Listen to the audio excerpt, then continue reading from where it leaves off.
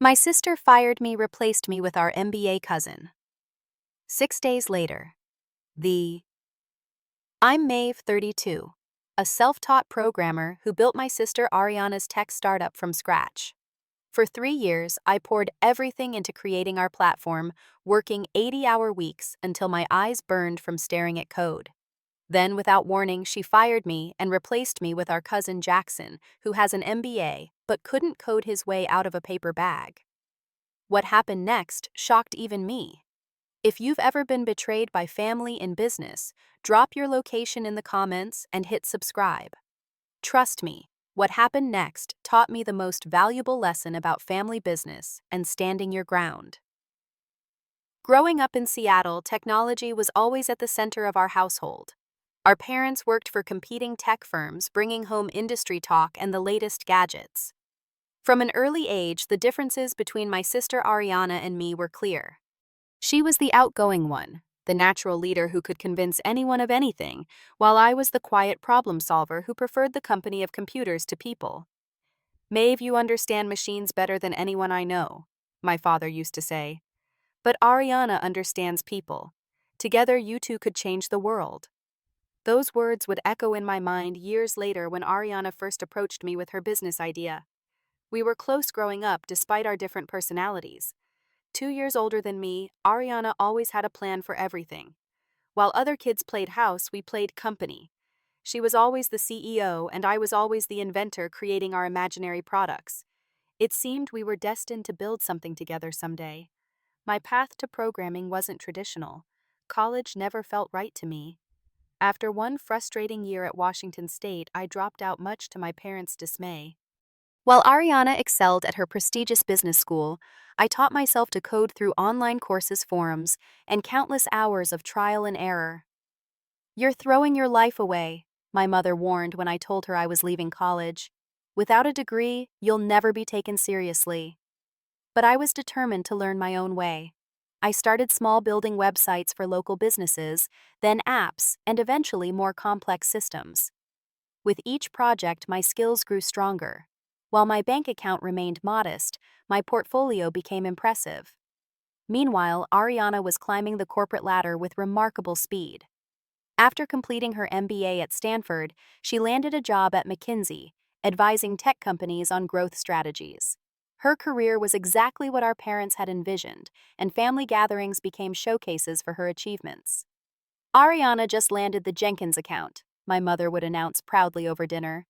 Then, turning to me with a slightly different tone, "And how is your freelancing going, Maeve?" I didn't blame them for their skepticism. In their generation, success had a specific look, and it wasn't a daughter working from her apartment in mismatched socks surrounded by empty coffee cups. Everything changed on a rainy Sunday afternoon 3 years ago. Ariana called asking to meet at our favorite coffee shop. She arrived buzzing with energy, her consultant's notebook filled with diagrams and market analyses. "I've found a gap in the market," she announced, spreading her notes across the table. "A platform that connects skilled professionals with businesses needing specialized project work, but with an algorithm that matches based on work style compatibility, not just skills. It could revolutionize how freelancing works." The concept was solid. Similar platforms existed, but none with the psychological matching component she envisioned. As she spoke, my mind was already architecting the system, mapping databases and user flows. "I've been saving," she continued, "enough to fund initial development and 6 months of runway. I need a technical co-founder, someone who can build this from the ground up." She reached across the table and grabbed my hands. "It has to be you, Maeve. We always said we'd build something together someday." The offer was tempting. Freedom from freelancing, a chance to build something meaningful, and finally an opportunity to prove myself to our parents. We spent hours discussing her vision for Task Connect, a name she'd already trademarked. "You build it, I'll sell it," she promised. "Equal partners." I should have asked for everything in writing. I should have insisted on formal agreements about equity roles and decision-making. But she was my sister, and I trusted her completely. We sealed our partnership with a hug and a handshake, our childhood dream of building something together finally becoming reality. That handshake would eventually cost me everything. The early days of Task Connect were both exhilarating and exhausting. We converted my small apartment into our headquarters, with my living room becoming a maze of whiteboards and sticky notes. Ariana's business plan covered one wall, my system architecture another. My dining table became our conference room, and many nights my couch became Ariana's bed when we worked too late for her to drive home. I coded 16 hours a day, pausing only when my vision blurred. The technical challenges were enormous, but energizing. We needed a matching algorithm sophisticated enough to pair personalities and work styles, a secure payment system reputation metrics, and an interface intuitive enough for anyone to use. Each problem solved felt like a personal victory. "You should have seen Maeve today," Ariana would tell our parents over our weekly family dinners. "She solved a database issue that would have taken a team of engineers at my old firm weeks to figure out." Those moments of acknowledgement fueled me through the toughest technical obstacles. While Ariana networked and developed our business model, I brought our vision to life line by line, function by function. After 6 months of nonstop work, we had our first working prototype. It wasn't pretty, but it functioned. We invited 50 friends to test it, matching them with small projects for each other. The feedback was encouraging. "This matched me with exactly the kind of designer I like working with," one friend commented. "It's like the platform read my mind." That was the first moment I allowed myself to believe we were creating something special. The matching algorithm I'd developed was working even better than expected. As word spread, more users signed up. Ariana's networking brought in small businesses willing to post projects, and my continuous improvements made the platform more stable and feature-rich with each update. We were gaining traction through word of mouth alone, with users praising the quality of matches and the smoothness of the experience. "We need funding to scale," Ariana declared 6 months later. "I've arranged meetings with 5 potential investors next week." The night before our first investor pitch, I barely slept. Public speaking had always been Ariana's domain, not mine. But she insisted I join to explain the technical side. "Just be yourself," she advised. "Your passion for what you've built will shine through." Walking into that sleek conference room, I felt like an imposter in my nicest but still casual clothes, facing 4 serious-looking investors in perfect suits. Ariana, by contrast, looked completely at home. Her presentation was flawless, outlining the market opportunity and our competitive advantage. When questions turned technical, I surprised myself by speaking confidently about our architecture and the proprietary matching algorithm. "Most platforms use basic skill matching," I explained. "Ours analyzes communication patterns, work pace preferences, feedback styles, and dozens of other factors to create compatibility scores. The result is happier clients, higher quality work, and longer-lasting professional relationships." The investors were impressed. After 2 more meetings, we secured $1.2 million in seed funding, valuing our 6-month-old company at $5 million. That night, Ariana took me to an expensive restaurant to celebrate. As champagne flowed, she toasted to our success.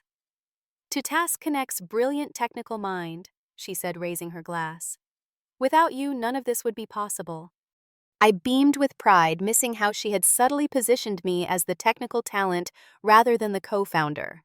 The funding changed everything. We moved into real office space, hired our first employees, and began serious customer acquisition. I built a small engineering team handpicking developers who shared my problem-solving approach. For the first time, I found myself in a leadership role, mentoring junior programmers and architecting larger systems. As our user base grew, we faced serious scaling challenges. Our servers struggled under increasing load, and the matching algorithm needed optimization to handle thousands rather than hundreds of profiles. The pressure was intense. A major outage could kill our momentum, but rebuilding our infrastructure would take time we didn't have. I spent 3 sleepless days developing a hybrid solution that maintained our existing system while gradually migrating to a more robust architecture. "You should have seen what Maeve pulled off," one of my developers told Ariana with admiration. "That database solution will become our competitive advantage. Nobody else in the market has anything like it." Ariana nodded and smiled, but I noticed something had changed. As Task Connect grew, so did the distance between us. Our casual brainstorming sessions over takeout food were replaced by formal meetings with department heads. The sister who used to text me funny memes at midnight now communicated primarily through carefully worded emails. I told myself this was natural. We were running a real company now, not playing at business. Professional boundaries were necessary. But I couldn't shake the feeling that something fundamental had shifted in our relationship, something that would eventually fracture everything we'd built together. The first sign of trouble came 6 months after we secured funding. Ariana began hiring what she called real business professionals from her network. Former consultants and MBAs with impressive resumes but limited understanding of tech startups joined our team in rapid succession. During one leadership meeting, our new marketing director proposed changes to our user interface that would have broken core functionality. That won't work with our current architecture, I explained. It would require a complete back-end rebuild. Well, can't you just make it work? He asked dismissively. Our competitors have this feature. Before I could respond, Ariana jumped in. Let's take this offline. Maeve, see what your team can do to accommodate marketing's needs. After the meeting, I tried to explain the technical constraints to her in private. I understand, she said, checking her phone as I spoke. But we need to be responsive to market demands. Find a solution. This pattern repeated with increasing frequency. The business team would make decisions without consulting engineering, then expect my team to execute regardless of technical feasibility.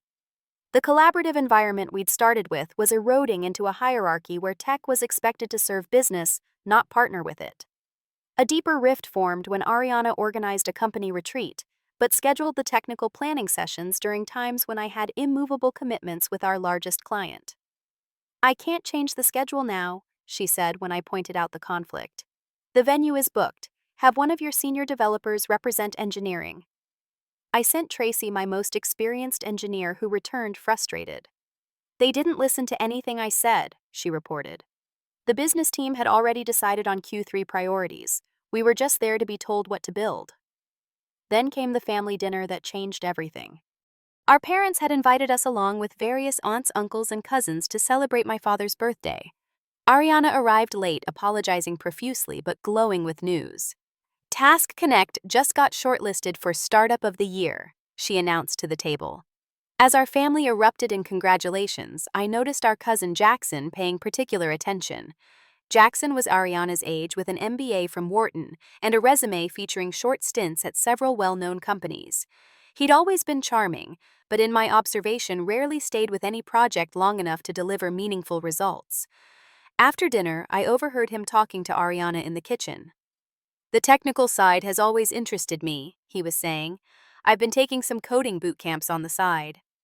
A week later, Ariana called a meeting to introduce Jackson as our new Technical Director of Business Operations, a title that hadn't existed before. Jackson will help bridge the gap between our business objectives and technical execution, she explained. He'll be shadowing Maeve to understand our systems better.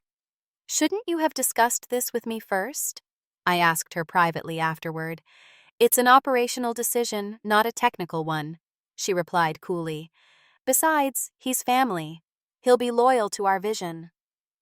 Jackson began appearing at all my meetings, asking basic questions that interrupted our workflow and taking copious notes. He'd then repeat my explanations in business meetings, often taking credit for technical insights I'd provided. As I was analyzing the system architecture, he said during one executive meeting, presenting a diagram I'd created, I identified several efficiency opportunities.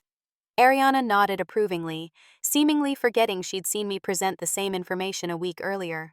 Gradually, I noticed my name disappearing from important email chains. Meetings were scheduled when I was known to be in deep work sessions with my team. Decisions affecting the product roadmap were made without my input, then presented as finalized plans. When our Series A funding round approached, I discovered something alarming. During a casual conversation with our CFO, he mentioned reviewing the founder's equity distribution for investor documents. You mean my 50% and Ariana's 50%? I asked. He looked uncomfortable. That's not what our cap table shows.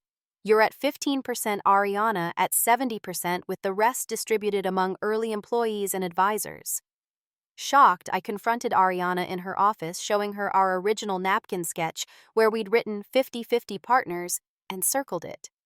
"That was before funding," she said dismissively. "I'm the CEO and the face of the company. I take the most risk and manage investor relationships. The equity reflects our current roles."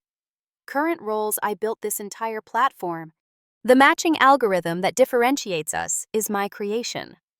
Yes, and you've been compensated with a good salary and equity.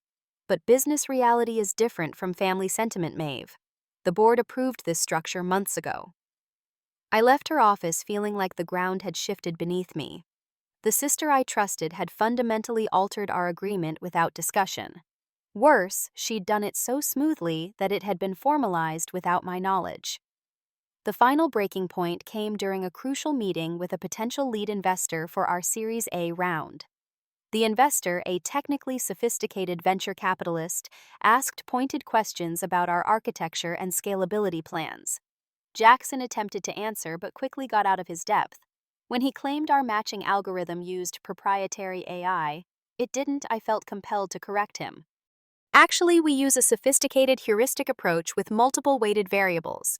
I explained then, detailed how the system worked, and our plans for incorporating machine learning in the future. The investor nodded appreciatively. "That's refreshingly honest. Too many startups claim AI when they're really using smart algorithms. Your approach makes more sense for your use case."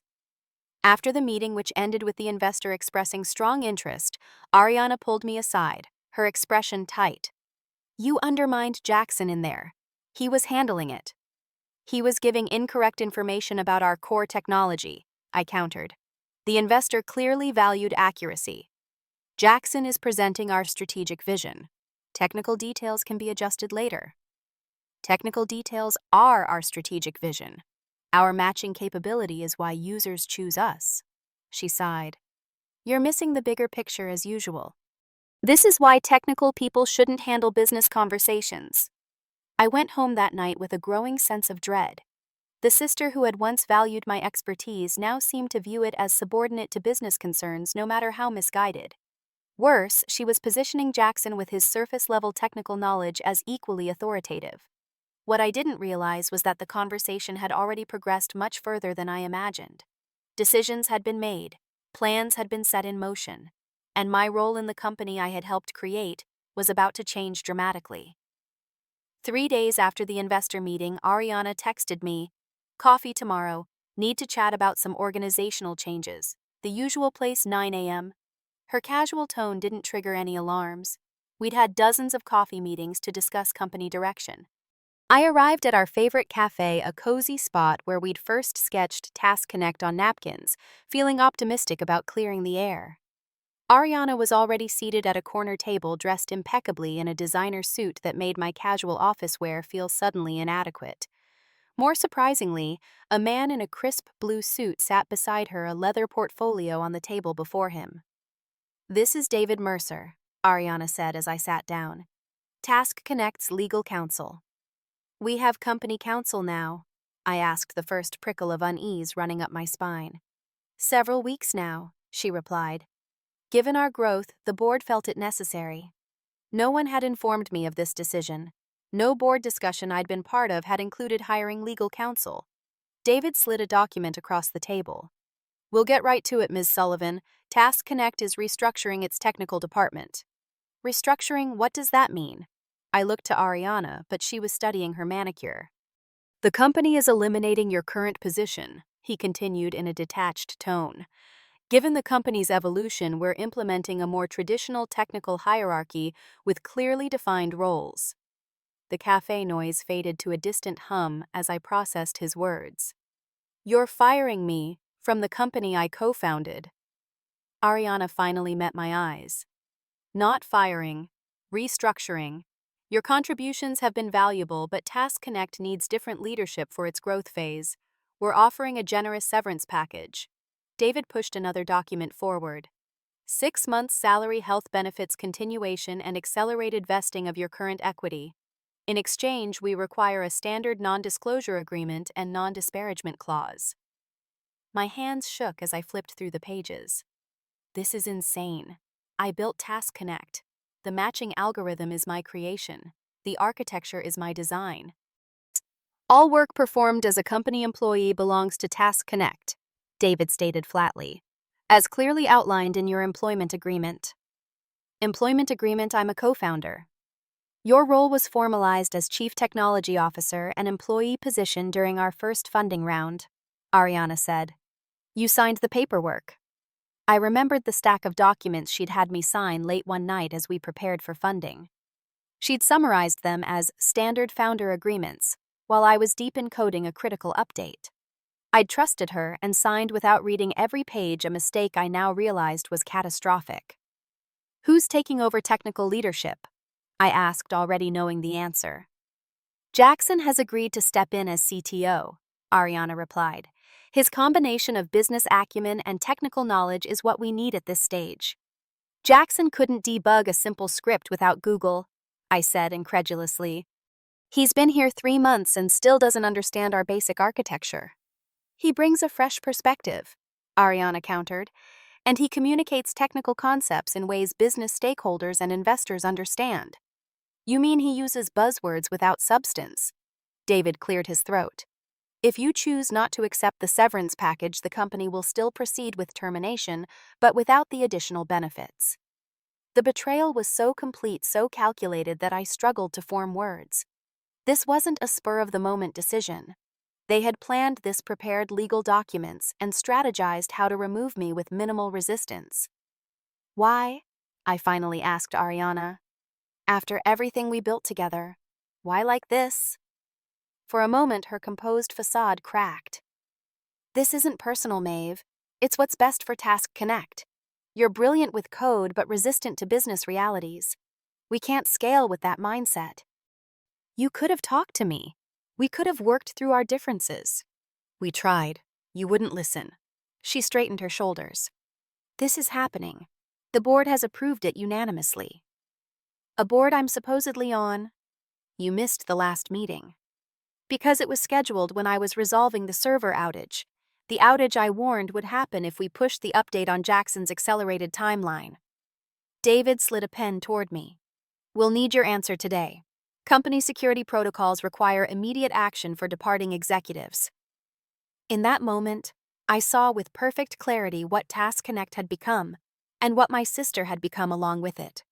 The dream we'd built together had transformed into something cold and corporate, valuing appearances over substance and politics over innovation. I won't sign today, I said, standing up. I'll have my own lawyer review these documents. You have until end of business tomorrow, David replied. After that, the offer expires. I walked out without looking back, tears blurring my vision as I pushed through the cafe door. My phone buzzed with a notification. An email from HR informing me that my access to company systems had been revoked effective immediately. They hadn't even waited for me to get back to the office. When I arrived at Task Connect, a security guard I'd never seen before met me at the reception desk. I'm to escort you to collect your personal belongings, he said, not unkindly. Employees watched with wide eyes as I was marched to my office. Inside, I found most of my things already packed in a cardboard box. My computer was gone. Family photos, plants, and the collection of robot figurines my team had given me for milestones were haphazardly thrown together. Tracy, my lead developer, slipped in while the guard was checking something on his phone. What's happening? She whispered. I've been restructured. I replied, the word tasting bitter. Jackson's your new boss. Her face paled. That's insane. He doesn't understand what we do. Apparently that doesn't matter. I hugged her quickly. Take care of the team, and back up your documentation. As the guard escorted me out, employees I'd hired, mentored, and worked alongside for years watched in shocked silence. Some looked away embarrassed. Others seemed confused. A few looked angry on my behalf. In the parking lot, I sat in my car for nearly an hour, too numb to drive. My phone buzzed again. A text from Ariana. This is just business, not personal. You'll thank me later when you're free to pursue more technical projects without business constraints. I still love you. You're still my sister. I turned off my phone, started the car, and drove away from the company I'd helped create, leaving behind 3 years of work, my professional reputation, and what I'd thought was an unbreakable bond with my sister. The first 24 hours after being fired passed in a blur of shock and grief. I alternated between rage cleaning my apartment, ugly crying into my pillow, and staring blankly at the ceiling, replaying every interaction with Ariana over the past months, looking for signs I'd missed. My phone constantly buzzed with texts and calls from Task Connect employees expressing disbelief and support. I appreciated their loyalty, but couldn't bring myself to respond. The wound was too raw, the humiliation too fresh. "Can't believe what happened," wrote Wei, one of my senior developers. "Jackson already called a meeting to discuss modernizing our codebase. He wants to replace your matching algorithm with a third-party AI solution." This news should have alarmed me, but I felt oddly detached. Let them break what I'd built. It wasn't my problem anymore. By the second day, anger had replaced shock. I consulted an employment attorney who reviewed the severance agreement. "This NDA is extraordinarily restrictive," she noted. "You'd essentially be unable to discuss anything about the company's technology, even concepts you developed before joining. And the non-compete would prevent you from working in similar spaces for 2 years. So they want to fire me and ensure I can't use my expertise elsewhere." That's exactly what they want. I'd advise against signing this in its current form. I instructed her to negotiate better terms, though I had little hope Ariana would budge. She'd made her position clear. That afternoon, more messages came from former colleagues. Jackson had begun implementing changes overriding protests from the engineering team. He'd disabled several fail-safes I'd put in place to prevent database corruption during high traffic periods, calling them unnecessarily cautious and limiting growth. "He says we need to prioritize new features over stability," Tracy wrote. "When I explained your architecture decisions, he said we need to move beyond Maeve's overcautious approach." I should have felt vindicated by his obvious incompetence, but instead I felt a strange sadness. Task Connect wasn't just a job or even just a company to me. It represented years of creative problem-solving, elegant solutions to complex challenges, and code I'd crafted with care. Watching someone dismantle it from afar was like watching a vandal attack a painting I'd spent years perfecting. On the third day, my professional network began to buzz. Ariana had posted on LinkedIn announcing Jackson as Task Connect's new CTO, praising his visionary technical leadership and business acumen. The post made no mention of me or my contributions. Industry friends reached out confused about what had happened. "Didn't you build their entire platform?" texted a former colleague. "I'm hearing rumors about instability issues there. What's going on?" Before I could respond, Tracy called in a panic. "Jackson overrode our deployment protocols," she said without preamble. "He pushed a major update without proper testing because an investor mentioned wanting the feature. We warned him it would conflict with the payment processing system, but he insisted." "What happened?" I asked, already knowing the answer. "Minor bugs now, but I'm seeing early signs of database corruption. He doesn't understand the interdependencies you built into the system." I felt a perverse urge to help, to jump in and fix the problems I knew were coming. But then I remembered Ariana's text. "This is just business, not personal." "I'm sorry, Tracy. I can't get involved. Good luck." I hung up, repeating Ariana's words to myself, "just business, not personal." On the fourth day, Task Connect experienced its first major crash. The platform went down for 3 hours during peak usage time, leaving thousands of users unable to access their projects or payments. Social media erupted with complaints. Several former team members texted me desperately for guidance. "The failover system isn't working," Wei wrote. "Jackson must have modified something in the configuration. We can't find where." "The database cluster is corrupting transaction records," added Tracy. "We're losing payment data." Part of me wanted to tell them exactly what to check, the likely causes and solutions I could see clearly from their descriptions. The other part remembered being escorted from the building like a criminal, my personal items tossed carelessly into a box. "I'm sure your new CTO can handle it," I replied to Tracy. "This is just business after all." Hours later, they managed to restore basic functionality, but user complaints continued about missing data and incorrect matches. The damage was spreading beyond technical issues to Task Connect's core value proposition. By the fifth day, the problems had snowballed. Jackson's quick fixes were creating cascading failures throughout the system. Task Connect was experiencing intermittent outages, and users reported being matched with completely inappropriate service providers. A client who needed a graphic designer was matched with a tax accountant. A company seeking a cybersecurity expert was connected with a content writer. The sophisticated matching algorithm I'd spent years refining was failing catastrophically. That afternoon, 3 of Task Connect's largest enterprise clients publicly announced they were pausing their usage of the platform due to reliability concerns. Their statements sent immediate ripples through the industry.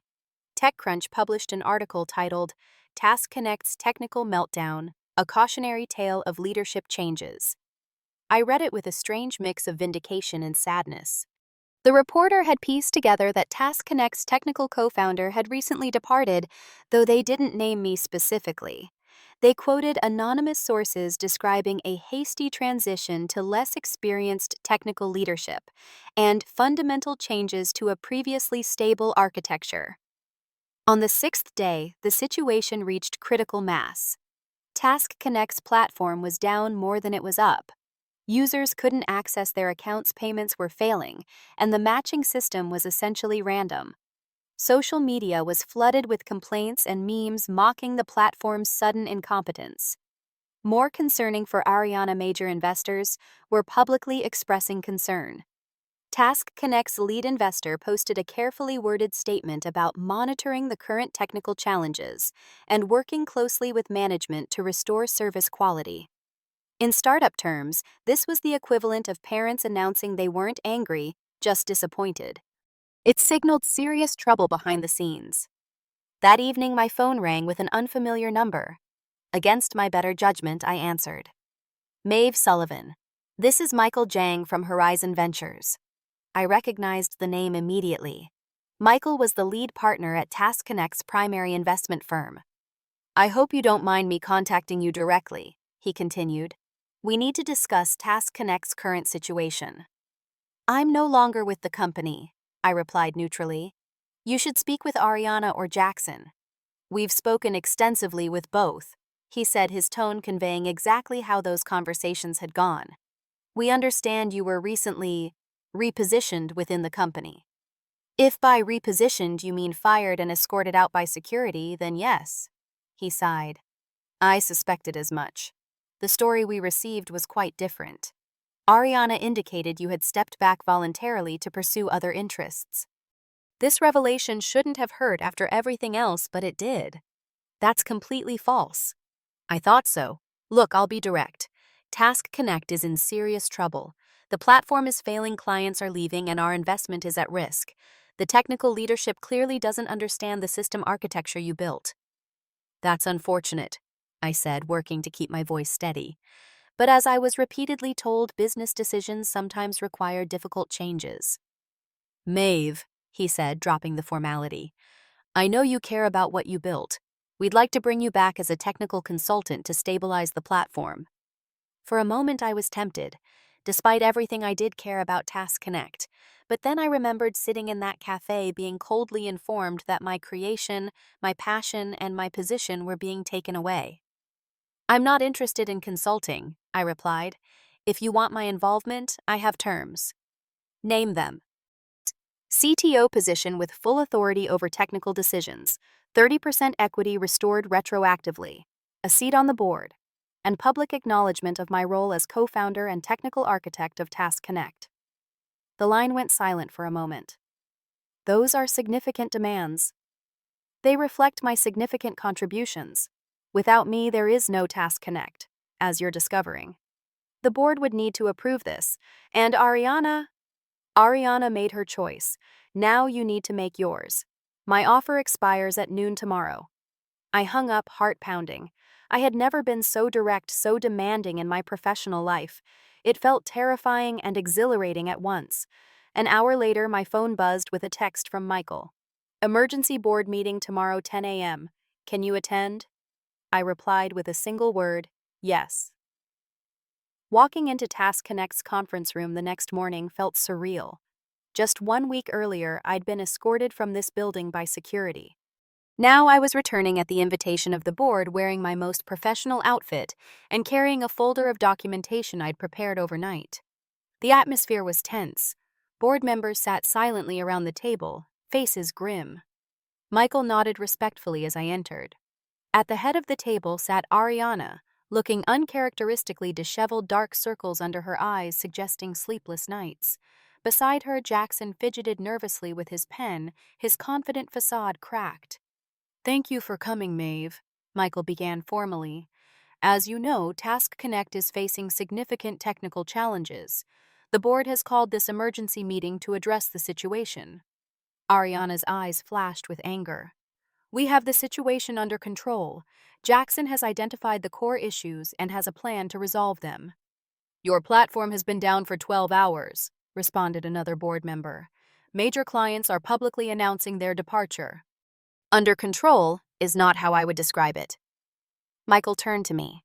"Maeve, we'd like your assessment of the situation and what would be required to stabilize the platform." I opened my folder and distributed copies of my analysis to everyone present. Task Connect is experiencing cascading failures due to 3 primary issues. First, critical safety protocols have been disabled. Second, the proprietary matching algorithm has been modified incorrectly. Third, database integrity has been compromised by improper transaction handling. I walked them through each issue, methodically explaining both the problems and the necessary solutions. The board members listened attentively, asking occasional clarifying questions. "How long would it take you to fix these issues?" Michael asked when I finished. "With full access and authority, I could stabilize the core platform in 48 hours. Full restoration of all features and data integrity would take approximately 2 weeks. Jackson cleared his throat. "With all due respect, I've already begun implementing similar solutions. We don't need to bring in outside help." I raised an eyebrow. "Outside help? I built this platform from nothing. Every line of critical code has my fingerprints on it." "Former employees often overestimate their importance," he replied dismissively. I slid another document across the table. "This is the commit history for Task Connect's codebase for the past 3 years.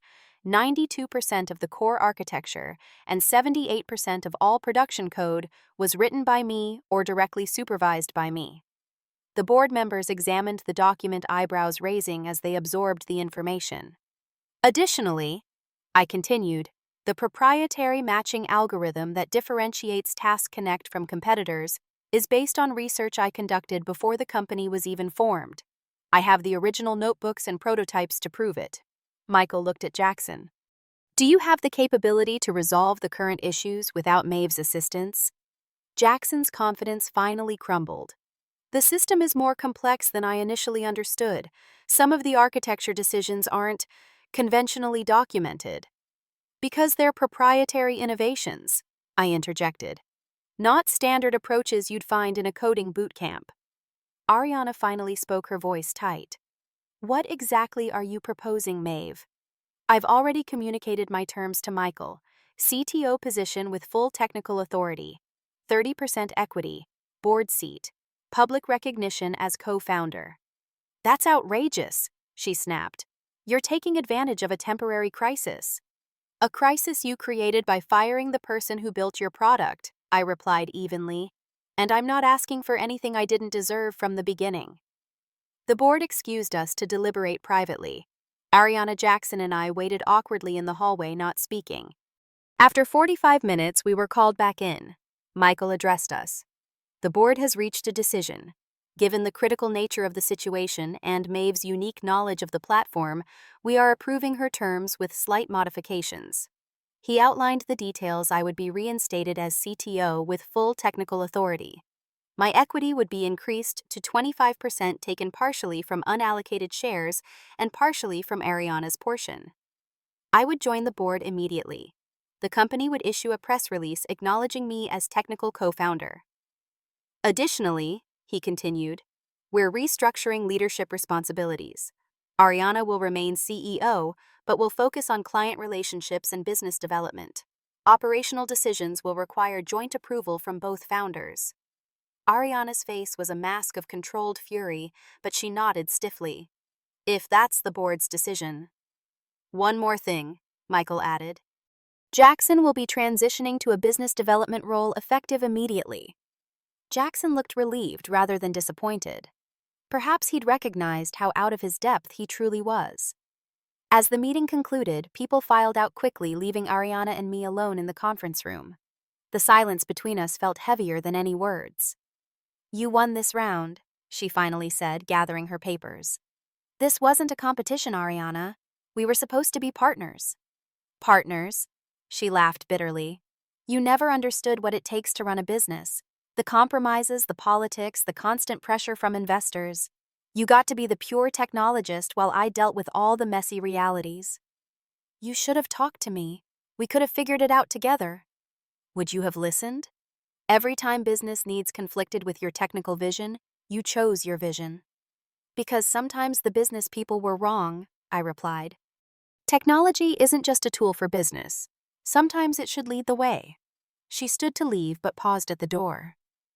Can we even work together after this? I thought about the question carefully. I don't know, but I do know this. I loved you enough to build your dream, but not enough to let you destroy mine. She nodded slowly, a flicker of understanding passing between us. Then she left, her footsteps echoing down the hallway as I sat alone in the conference room of the company we'd created together, wondering if anything would ever be the same again. The weeks following my return to Task Connect were a blur of frantic activity. As promised, I stabilized the core platform within 48 hours, working through 2 nights with a small team of trusted engineers. Users welcomed the restored reliability, though the damage to our reputation required more than technical fixes. I implemented a complete technical overhaul, rebuilding what Jackson had broken and strengthening systems that had been neglected. More importantly, I established proper documentation and knowledge-sharing protocols to ensure the platform's architecture was no longer dependent on any single person, including me. We need to create resilience, I explained to my team during our first meeting. Not just in our code, but in our knowledge base. One of my first initiatives was creating a mentorship program for self-taught programmers. I hired 3 promising developers without traditional CS degrees and paired them with senior engineers. Their fresh perspectives led to several innovative improvements to our code base. You're building a team in your image, Tracy observed one evening as we reviewed their progress. I'm building a team that values both formal education and unconventional paths, I corrected her. Different backgrounds give us different solutions. While I focused on rebuilding our technical foundation, Ariana led the effort to restore client confidence. We maintained a strictly professional relationship, interacting primarily in formal meetings with clear agendas. The easy sisterly banter that had characterized our early days was gone, replaced by cautious courtesy. Rebuilding trust with our major clients required more than technical fixes. I personally reached out to each enterprise client who had publicly announced their departure, offering detailed explanations of what had gone wrong and how we'd fixed it. We made mistakes during a leadership transition, I told them honestly. But we've implemented safeguards to ensure they won't happen again. Most appreciated the transparency. Several agreed to return on a probationary basis. Others required more convincing, which came in the form of new features addressing long-requested needs. We developed enhanced reporting tools, more granular matching preferences, and a transparent rating system that clients had been requesting for months. Slowly, our user numbers began to recover. The press that had eagerly reported our meltdown now covered our phoenix-like resurrection, as one tech blog put it. The company press release acknowledging me as technical co-founder helped reshape the narrative around Task Connect as a founder-led company committed to technical excellence. Jackson, to his credit, thrived in his new business development role. Freed from technical responsibilities, he wasn't equipped to handle his natural charm, and networking skills secured several new enterprise partnerships. We maintained a cordial, distant relationship, both tacitly agreeing not to revisit the uncomfortable past. The most difficult rebuilding process was with Ariana. For weeks, we communicated almost exclusively through emails and formal meetings. The company functioned, but the strained atmosphere was noticeable to everyone. Our parents, distressed by the rift between us, insisted on hosting a family dinner 2 months after my return to Task Connect. It was the first time Ariana and I had seen each other outside of work since the boardroom showdown. The dinner began awkwardly with stilted conversation about neutral topics. Our mother, never one for subtlety, finally addressed the elephant in the room. "This has gone on long enough," she declared, setting down her fork firmly. "You two need to talk about what happened." "Mom, this isn't the time," Ariana protested. "When is the time? You barely speak at work according to your employees. Your father and I are tired of scheduling separate visits with our daughters." Our father, typically the peacemaker, surprised me by nodding in agreement. "Your mother's right. Whatever happened between you affects this whole family, and frankly, it's affecting your company too." Reluctantly, Ariana and I retreated to the back porch, the same place we'd shared secrets and dreams throughout our childhood. For several minutes, we sat in silence, watching the sunset paint the Seattle skyline in shades of orange and purple. "I never meant for it to go that far," Ariana finally said, her voice small. "Firing you was Jackson's idea. He convinced me you were holding the company back. And you believed him over me after everything we built together." She sighed deeply. "I believed what I wanted to believe, that Task Connect needed to evolve beyond its founding phase, that we needed more professional leadership." She made air quotes around professional, her expression bitter. "I convinced myself it would be better for both of us. How could pushing me out possibly be better for me? I told myself you'd be happier building something new without business constraints, that you resented the corporate elements Task Connect was adopting." She looked at me directly for the first time. There was some truth in that, wasn't there? I considered her question honestly. "I did struggle with some changes. The focus on appearance over substance, buzzwords over real innovation. But I never wanted to leave. I just wanted us to find balance." "I'm sorry," she said simply. "I handled everything wrong. Let ambition and bad advice cloud my judgment." The apology surprised me. Ariana had always struggled to admit mistakes. "Why didn't you talk to me? Really talk, not just issue directives." "I was afraid you'd refuse to compromise, that we'd fight and everything would fall apart. So instead you ambushed me in a cafe with a lawyer." She winced. "Like I said, I handled it wrong." We fell silent again, the weight of missed opportunities and broken trust hanging between us. Finally, I asked the question that had been haunting me. "Can we fix this? Not just work together, but be sisters again?" Ariana's eyes glistened with tears. "I want to try. I miss my little sister." That conversation didn't instantly repair our relationship, but it opened a door. We began having weekly sister dinners, strictly prohibiting work talk. Gradually, awkwardness gave way to cautious warmth, then to something approaching our old comfort with each other. At work, our professional relationship improved as well. We established clear domains of authority while creating structured processes for decisions that required both our input. The company benefited from our complementary skills, now supported by mutual respect rather than undermined by power struggles. 6 months after my return, Task Connect was thriving. Our user base had not only recovered but grown substantially. The technical foundation was stronger than ever. We secured a Series B funding round that valued the company at $120 million, of validation of our renewed vision and execution. More importantly, I had grown as a leader. The painful experience of losing and reclaiming my place had taught me valuable lessons about valuing my own worth, establishing clear boundaries, and balancing technical idealism with business realities. "You're different now," Tracy observed during a team celebration after a successful product launch. "More confident, more strategic." "Near-death experiences tend to clarify priorities," I replied with a smile, "both for people and companies." The truth was, being pushed out of Task Connect had forced me to recognize my own value in a way that comfortable success never had. It had shown me that technical expertise without business savvy was vulnerable, but also that business vision without technical integrity was unsustainable. My relationship with Ariana would never return completely to what it had been before. The innocence of our childhood dream had been permanently altered by adult realities. But perhaps what replaced it was stronger, more resilient, because it acknowledged our human flaws and forgave them anyway. On the 1-year anniversary of my return to Task Connect, Ariana and I stood together at our annual company gathering addressing the team that had weathered the storm with us. A year ago, Task Connect faced an existential crisis, Ariana began. We survived because of the incredible team in this room and because my sister refused to let our vision fail even when I nearly destroyed it. She turned to me, genuine emotion in her eyes. I've learned that true partnerships require honesty, respect, and humility. That family businesses need even clearer boundaries than others. And that sometimes the people closest to us are the ones we take most for granted.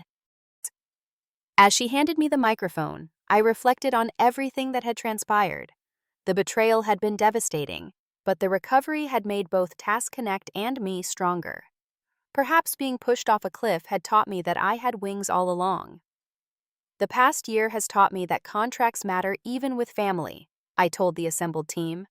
But it also taught me that relationships can survive even the deepest conflicts if there's willingness to acknowledge mistakes and commit to change. I looked around at the faces of people who had built this company with us through crisis and recovery. Most importantly, I learned that no company product or algorithm is worth sacrificing your self-respect. Stand up for your worth, especially with those closest to you. They might surprise you by rising to meet your standards rather than asking you to lower them. As we concluded the evening, Ariana and I stood together, not just as business partners or even as sisters, but as two people who had faced the worst in each other and chosen to find the best again.